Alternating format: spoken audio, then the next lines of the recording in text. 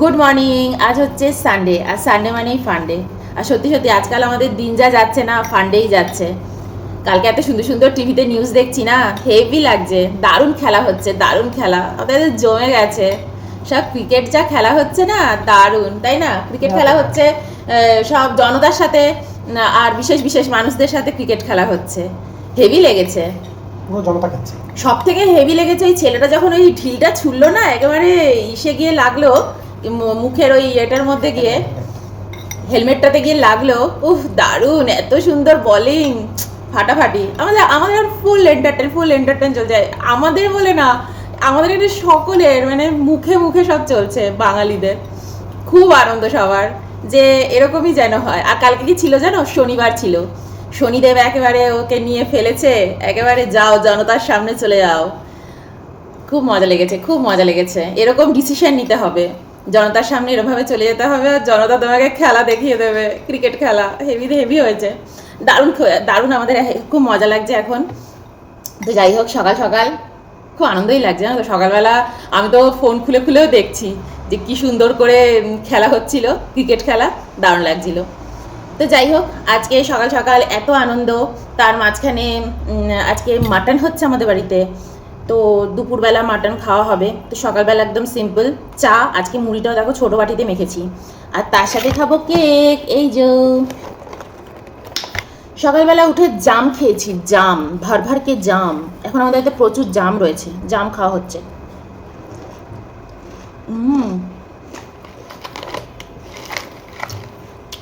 এই চাঁচুরটা আজকে আনিয়েছি, কেকটা নিয়েছি,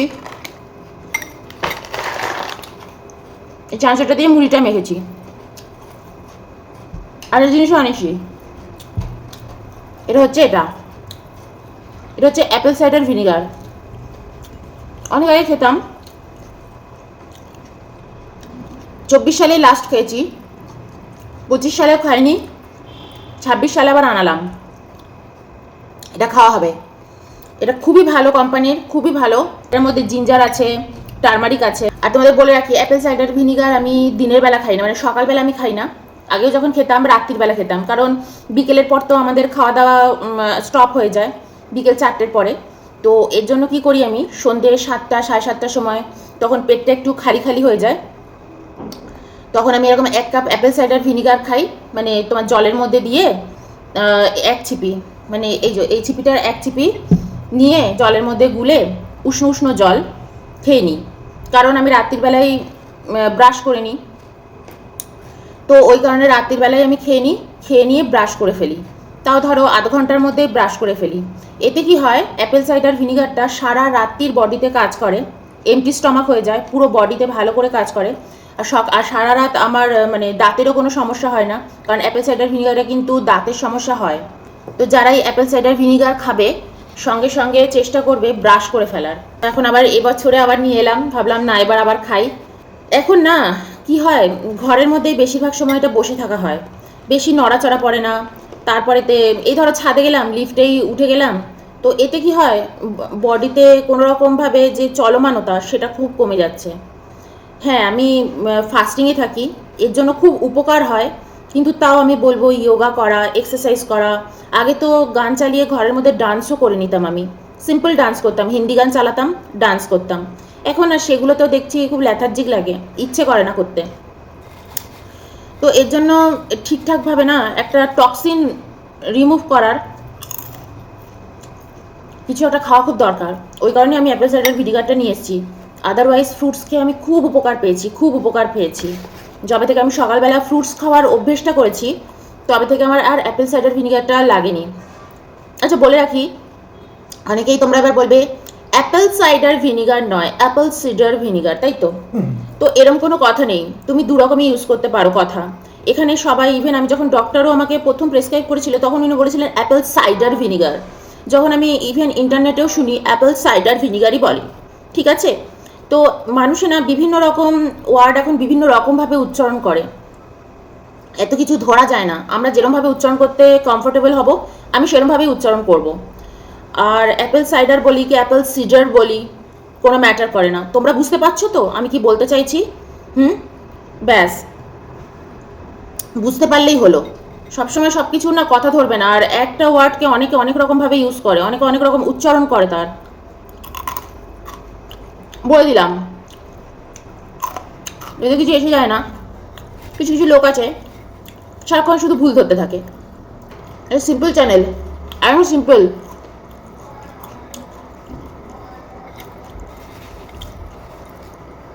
তোমার ঘরের মানুষ যেরকম করে তোমার সাথে কথা বলে ভুল ভাল, ওরকমই কথা আমি বলি। ডাইনিং টেবিলে বসি, ব্রেকফাস্ট করি, করতে করতে তোমাদের সাথে আড্ডা মারি। আমার সামনে তো তোমরা নেই, দেখতেও পাই না তোমরা কারা।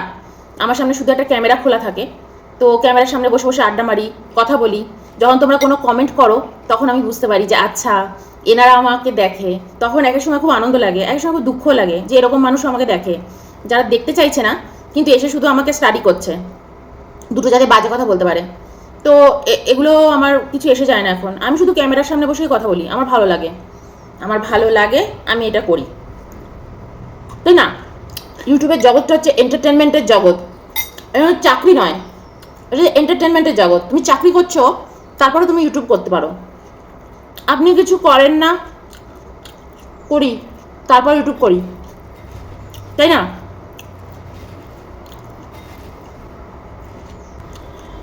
সেরকম দেখলে আপনিও তো কিছু করেন না, ইউটিউব নিয়ে রেখে দিয়েছেন চ্যানেলকে আপনার ফোনে, শুধু বসে বসে দেখেন লোককে, উল্টোপাল্টা কথা লেখেন, দেখবে আপনিও তো কিছু করেন না। আপনি তাহলে ইউটিউবে ঘুরে বেড়াচ্ছেন কেন? চ্যানেলে চ্যানেলে আপনি লিখছেন কেন এত কিছু? আপনি স্ক্রল করে বেরিয়ে যাচ্ছেন না কেন? আপনি নিজে কিছু করেন না। আমি ভাবুন এই সময়টা আমি দিচ্ছি, আমরা দুজন বসে আড্ডা মারতে পারতাম, দুজন বসে করতে পারতাম, কিন্তু এই সময়টা আমি দিচ্ছি। দুটো লোক যখন আমাকে দেখবে তাদের তো আনন্দ লাগবে, তারা হয়তো একা একা বসে আছে টেবিলে, তাদের সাথে হয়তো কেউ নেই, কিন্তু আমি তাদের সাথে গল্প করছি, আমি তাদেরকে এন্টারটেন করছি ভদ্রভাবে, ভালোভাবে, সুন্দরভাবে, তাই না? এটাও তো একটা কাজ, আমার খুব ভালো লাগে। একটা সময় আমারও এরকম দিন কেটেছে ইউটিউবে, তখন শুধু দেখতাম। তখন তো আমি নিজে ইউটিউবে আসিনি, আমি 2018 সালে এসেছি, তার আগে দেখতাম। তখন খুব ভালো লাগতো যাদের দেখতাম, প্রথম দিকের খুব ভালো লাগতো তাদের দেখতে, তাদের দেখে দেখে সময় কাটাতাম। তো এটা একটা অন্যরকম ব্যাপার। আপনি এখন সময় কাটাচ্ছেন, আমাদের দেখছেন, যাকে ভালো লাগছে না কিছু একটা বলে দিলাম, তো আপনিও তো এই ফালতু সময় কাটাচ্ছেন, তাই না? কমেন্ট সেকশনে এসে বাজে বাজে কথা লিখছেন, এই ফালতু সময়টুকুও তো আপনার আছে। তা আমিও তো এরকম 10 মিনিট 15 মিনিট আমি কত সুন্দর সময় কাটাচ্ছি, সামনে ক্যামেরা খুলে আমি আমার মনের কথা বলছি, লোকে আমাকে দেখতে পাচ্ছে যে কে বলছে, ব্যক্তিটি কে। আপনাকে তো কেউ দেখা যাচ্ছে না, যা খুশি এসে বলছেন, আপনাকে উপরওয়ালা দেখছে। যাই হোক, সকাল সকাল মুড খারাপ করবো না। একে আমি হেভি ক্রিকেট খেলা দেখছি এখন টিভিতে, দারুণ খেলা হবে, খেলা হবে বন্ধু, এবার খেলা হবে। কেকটা খাওয়া যাক, কেকটা ও খুলুক, আমি একটু ঘুরে আসি, ওয়াশিং মেশিনটা অন করে দিয়ে আসি, এবার কারেন্ট চলে যাবে। নিয়ে নিয়েছি কেক, ওয়াশিং মেশিনটাও চালিয়ে দিলাম, চলো কেকটা খাওয়া যাক।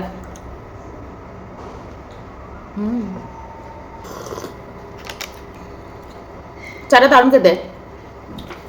আগের দিন ওই যে চাটা তোমাদের দেখালাম, এটা ওই চাটায় ঢেলেছি আজকে।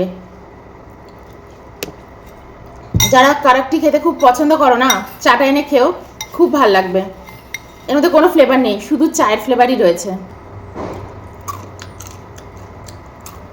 ছোটবেলা থেকে একটা কথা শুনেছিলাম, ধর্মের কল বাতাসে নড়ে, তাই না? ধর্মের কল বাতাসে নড়ে। এক সময় তুমি ভাববে, কোনো একটা সমস্যায় যখন তুমি পড়বে, ভাববে এটা দিয়ে আমি বেরোবো কী করে, বা যখন কোনো সমস্যা তোমার জীবনে আসবে, বিশেষ করে কোনো মানুষের দ্বারা, তোমার সবসময় মনে হবে এখান থেকে আমি বেরোবো কী করে, আমি করবোটা কি। সেই সময় না একদম কোনো কিছু করারই দরকার নেই, দেখবে সময় আসলে তুমি নিজে ঠিক ওখান থেকে বেরিয়ে যেতে পারবে। বা কেউ ধরো আজকে তোমার খুব ক্ষতি করতে চাইছে বা ক্ষতি করেছে, কখনো পার পাবে না এই পৃথিবীতে। সে প্রশাসন তাদের শাস্তি দিক না দিক, আমি তো একসময় খুব মনে মনে ভাবি, জানো তো, কেউ যদি আমার সাথে কোনো অন্যায় করে না, এটা আমি এখন করি, তোমাদের সাথে শেয়ার করছি, কেউ যখন আমার সাথে কোনো অন্যায় করে, এখন অন্যায় তো দিনরাত্রি হচ্ছে মানুষের সাথে, আমার সাথেও হয়, কখনো কিছু বলি না। ছেড়ে দিই একদম ছেড়ে দিই, চুপ করে থাকি, ভালো মন্দও বলি না, কিচ্ছু বলি না। আমি একটা জিনিস এখন খুব বিশ্বাস করি, প্রশাসন বা মানুষ কি শাস্তি দেবে?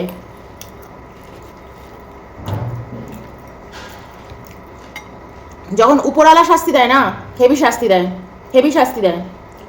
যে কোনো কিছু করার আগে না ভাবনা খুব দরকার।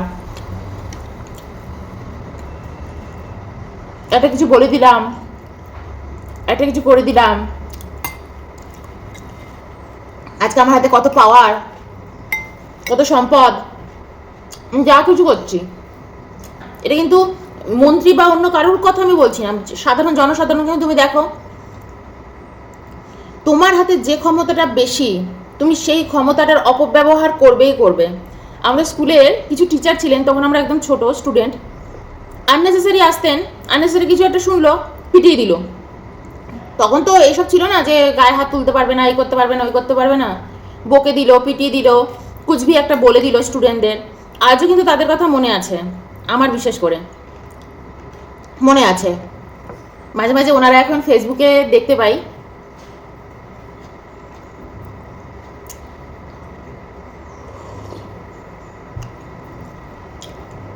সবচেয়ে মজা কি জানো, এখন তো টিচারদের সাথেও ফেসবুকে ফ্রেন্ডশিপ হয়ে গেছে, অত ভালো করে চিনতে পারেন না যে কোন সময়ের, কোন টাইমে, মানে কোন ইয়ারের তোমরা স্টুডেন্ট, এরকম ধরো বলে ঠলে দিলাম। তো একদিন আমি না শুনিয়ে দিয়েছি একদম আমাদের একজন স্কুলের টিচারকেই, যে টিচার বলে আমি সবাইকে সম্মান করি না, ভালো লাগে যাকে তাকেই শুধু অ্যাকসেপ্ট করি ফেসবুকে, আমি এরকম বলে দিয়েছিলাম। তারপর থেকে উনি খুব চুপ হয়ে গেছিলেন, একদম চুপ হয়ে গেছিলেন, কারণ আমি কিছুই বলিনি, কিন্তু এই কথাটা বলে দিয়েছিলাম যে আমি আপনাকে টিচার বলে অ্যাকসেপ্ট করিনি আমার ফেসবুকে, আপনাকে ভালো লাগতো তো তাই নিয়েছি। কিন্তু এটা শুনে উনি খুব ডিস্টার্ব হয়ে গেছেন। আমি স্কুলে সব টিচারদের রেসপেক্ট করি না, তো ওনাকেই বলেছিলাম। তো আমি এরকম মুখের উপর বলে দিই যে কাউকেই হোক, তখন তোমাদের সময় ছিল, এখন আমাদের সময়। কত টিচার আজে বাজে কথা বলেছে, কিছু একটা দোষ করেছে হয়তো, এইটুকু দিয়েছে এত বড় শাস্তি। সেই সময় কিন্তু এত ছিল না সোশ্যাল মিডিয়া, এই সেই। আমার মা আমাদের স্কুলের কমিটি মেম্বার ছিলেন, আবার একবার কমিটি মেম্বারের হেডও হয়ে গিয়েছিলেন। কোনোদিন কোনো টিচারকে গিয়ে বলেননি আমার মেয়েকে কেন বকলে, আমার মেয়েকে কেন বললে, আমার মেয়েকে কেন মারলে, কোনোদিন বলেনি আমার মা। কিন্তু আমি ধরো মাকে এসে কখনো কখনো বলতাম যে আমাকে না এরকম আমাদের ভূগোল টিচার এরকম বলেছেন, আননেসেসারি একটা হয়তো মানে আনটাপ্পা একটা কিছু বলে দিয়েছে, থাকে না মানুষের মধ্যে, স্টুডেন্টদের বলে দিলে একটা কিছু। মা হয়তো তখন বাড়িতে বসে শুনলো আমার কথাটা, শুনে বললো আসলে ওর সাথে ছোটোবেলা থেকে আমি পড়েছি, তো কিছুটা গায়ের জ্বালাই তোর উপরে মিটিয়ে দেয়, আমার কথা ভাবে যখন, তুই তো আমার মেয়ে, গায়ের জ্বালা মিটিয়ে দেয়, এরকম করে মা কখনো কখনো বলতো। কিন্তু কোনোদিনও মা স্কুলে গিয়ে কিন্তু প্রতিবাদ করতো না যে আমার মেয়েকে কেন এরকম বলেছো বা কিছু, আলাদাভাবেও বলতে পারতো, কোনোদিনও করতো না। যখন বড় হয়েছি, ঠিক আছে, বিয়ে ঠিয়ে হয়ে গেছে, আমার জীবন আমার মতন কিন্তু দেখো এগিয়েই গেছে, তাই না? কারুকে শাস্তি দেবো, কারুকে ইয়ে করবো, কখনো ওইসব কিছু ভাবিনি। কিন্তু আজকে যখন তাদের কথা শুনি, তাদের কি বিশাল বিশাল ব্যাপার, ঠিক আছে, তো তাদের ছেলে মেয়েদের খুব একটা ভালো অবস্থা নয়, আমাদের বৈশাখী দি মনে আছে, তাদের ছেলে মেয়েদের খুব একটা ভালো অবস্থা নয়, এটা কিন্তু সত্য কথা বলছি তোমাদের সাথে, সত্য কথা। তার মেয়েকে উনিও খুব ভালোবাসতেন, নিজের মেয়েকে একদম আগলে রাখা, সেন্ট জেভিয়ার্স স্কুল থেকে পাশ করা, আমাদের ওখানে তো স্কুল আছেই, সেন্ট জেভিয়ার্স স্কুল পানিহাটিতে, ওটা যেন কোথায় আছে, রহরার ওই দিকটা, সুকচরের দিকে, সেন্ট জেভিয়ার্সে স্কুল থেকে পাশ করা। তাদের লাইফ যখন এখন শুনি না, পুরো ঘেটে ওই পানিহাটিতেই পড়ে আছে, কিছু একটা সংসার করছে, সিম্পল সংসার। দেখো কেউ কিন্তু কারোকে দেখতে চায় না যে সে কি করছে, তার ঘরে সে কি করছে, সে কেমন আছে। আমরা উপরে উপরে বিচার করি যে বাবা তুই বাইরে থাকিস, তুই এই তুই সেই, কিন্তু বাইরে সে কেমন আছে, তাই না? এই যে অয়নের এক বন্ধু বিদেশে থাকে, বিদেশে থেকে সে রোজ ইচ অ্যান্ড এভরিডে সে শুধু দুঃখ, শুধু দুঃখ। আমি এখানে খেতে পাচ্ছি না, পড়তে পারছি না, এই আবহাওয়ার সাথে আমি শ্যুট করতে পারছি না, এখানে এত ঠান্ডা, আমি অসুস্থ হয়ে পড়ছি, আমি ফ্যামিলি নিয়ে এখানে টিকতে পারছি না। 1 বছরের মধ্যে সে পালিয়ে চলে এসছে। সবাই কি পালিয়ে চলে আসতে পারছে? না সবাই পালিয়ে আসছে? পালিয়ে আসছে না তো। কিন্তু যখন সে যাচ্ছে কত বড় বড় কথা, এই আমি বাইরে যাচ্ছি, বাইরে থাকবো, এই সেই হেনা তেনা। তো কোনো কিছু মানুষকে উপর উপরে বিচার করা যায় না। একই পরিস্থিতিতে তুমি কেমন আছো, আমি কেমন আছি, এক নয়। তুমি হয়তো দেখো কলকাতায় বসে পানিহাটিতে বা আশেপাশে যে কোনো মফস্বল জায়গায় ফাটিয়ে আছো, আমি হয়তো বাইরে আছি কিন্তু আমি ফাটিয়ে নেই, খারাপ আছি, কিন্তু লোকে আমাকে কিন্তু উপর উপরেই বিচার করবে। বাহ, তুই লাইফে কত এগিয়ে গেছিস, তুই বাইরে আছিস, তুই তুই একটা অন্য জায়গাতে আছিস, অন্য জায়গাটাকে এক্সপ্লোর করছিস, তোর কাছে তো 2 জায়গায় খোলা রইলো। আমাদের এখানে কলকাতার এই জায়গা খোলা রইলো, আবার ব্যাঙ্গালোরে তুই থাকিস, ওখানেও তোর খোলা রইলো। অন্যান্য জায়গায় যদি তোরা যাস, সেই জায়গাও তোদের জন্য রইলো। তুমি লাইফে কি কি এক্সপ্লোর করছো, কি কি করছো, কি কি নতুন নতুন দেখছো, তাই না? আমরা এইভাবেই তো লোককে বিচার করি। তো এখন যখন কলকাতায় যাই, তাদের কাছে যখন শুনি তাদের ছেলেমেয়েরা একদম ঘেটে সংসার করে ঘেটে তারা চাইছে না ওরম করে থাকতে, তবু তাদের ওরম করে থাকতে হচ্ছে। এক হচ্ছে তুমি চাইছো কিন্তু তুমি সেরকমই লাইফ পাচ্ছ, সেটা এক জিনিস। এক হচ্ছে তুমি চাইছো না কিন্তু তোমাকে সেইটাই ভোগ করতে হচ্ছে, দুটো কিন্তু ডিফারেন্স, তাই না? এই যে আমি চাকরি করি না, হাউসওয়াইফ, নিজের মতন থাকি, আনন্দে থাকি। এবার যদি কেউ এসে বলে, ইস তুমি একজন হাউসওয়াইফ, তোমাকে দেখে আমাদের খুব দুঃখ হয়, আমি যা বাবা, আমাকে দেখে তোমার দুঃখ হয়, আমি তো খুব আনন্দে আছি। আমি যখন চাকরি করতাম 6 মাস, প্রত্যেক দিন চোখের জল ফেলে ফেলে আমি অফিসে যেতাম। প্রত্যেক দিন আমি চোখের জল ফেলে ফেলে ঠাকুরের কাছে বলতাম, তাড়াতাড়ি করে অয়নের একটা ব্যবস্থা করে দাও, আমি এখানে থাকতে চাই না, আমি চাকরি করতে চাই না, আমি যেন এই চাকরি থেকে মুক্তি পাই। ঠাকুরকে রেগুলার বলতাম। তো সেই চোখের জলটা কি তুমি দেখেছো? দেখোনি তো।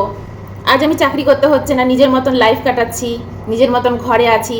এই যে এখন ইউটিউব করতে ইচ্ছা করছে, এত বছর বাদে ইউটিউব করছি, কেউ কোনো বাধা নিষেধ নেই, এটাতে আমি কত আনন্দে আছি। তুমি কি আমার আনন্দটা বুঝতে পারছো? পারছো না। তাহলে তুমি কি করে বুঝবে? তোমার জন্য কি করে দুঃখ পাবে? আবার ধরো আমি চাকরি করতে চাইছি কিন্তু আমাকে একজন হাউসওয়াইফ হয়ে দিন কাটাতে হচ্ছে, আমার বাড়ির লোক আমাকে চাকরি করতে দিচ্ছে না, ঘরের কাজ আমাকে করতে হচ্ছে, তাহলে ভাবো তো সেটা কত প্যাথেটিক লাইফ, তাই না? সবাই কি সমানভাবে বাঁচতে পারে? বাঁচতে পারে না তো। তাই কখনো কারোকে কোনো কিছুতে ছোট করা, কখনো কারো দিন খারাপ তাকে সেটা বুঝিয়ে দেওয়া, এটা করা উচিত না। তোমার দিন কি আসতে চলেছে, আসবেই খারাপ তোমার দিন। কারোকে নিয়ে হাসাহাসি করা, কারোকে নিয়ে মজা পাওয়া কখনো উচিত না। আর যখন সে কোনো অন্যায় করেনি, তো নিজের পথে থাকাটা খুব দরকার, যে আমি কোন পথে আছি, কি করছি। কারণ আমাকে একজন কিন্তু দেখছে উপরে বসে, সে কিন্তু সর্বদা দেখছে, তোমাকেও দেখছে, আমাকেও দেখছে, তাই না? সে এগিয়ে নিয়ে যাবে, আর কেউ এগিয়ে নিয়ে যাবে না। আজকে যারা একটা সময় তারা পায়ের উপর পা তুলে কত বড় বড় কথা, আজ দেখো তারা রাস্তায় মার খাচ্ছে, হেলমেট পরছে, ক্রিকেটের হেলমেট পরে, কি যে আনন্দ লাগে এগুলো দেখলে, তোমাদের আমি বলে বোঝাতে পারবো না, বলে বোঝাতে পারবো না। দিনের পর দিন যখন এদের অন্যায় দেখেছি না, ঘরে বসে বসে টিভিতে, মনে মনে ভেবেছি কি অন্যায় করছে, কি অন্যায়। আমি অয়নকেও বলতাম, এদের না শাস্তি হবে না অয়ন, কি শাস্তি হবে বলো? যখন হয়তো নতুন সরকার আসবে, এরা হয়তো সরে যাবে, ব্যাস, আর কি হবে বলো? কিন্তু কালকে যখন শনি দেবতা একেবারে ওকে রাস্তায় এনে ফেলেছে, যে আয় বেরো, রাস্তায় আয়, ও এই হচ্ছে প্রকৃতি, বুঝলে? এই হচ্ছে ঈশ্বর, তোমাকে যে কি মতিভ্রম করাবে, আর তোমাকে কোথায় এনে ফেলবে, আর তুমি কোনখান থেকে কোথায় এসে পড়বে। দারুণ দারুণ, ऐसा ही होना चाहिए, তাই না? চলো বাই।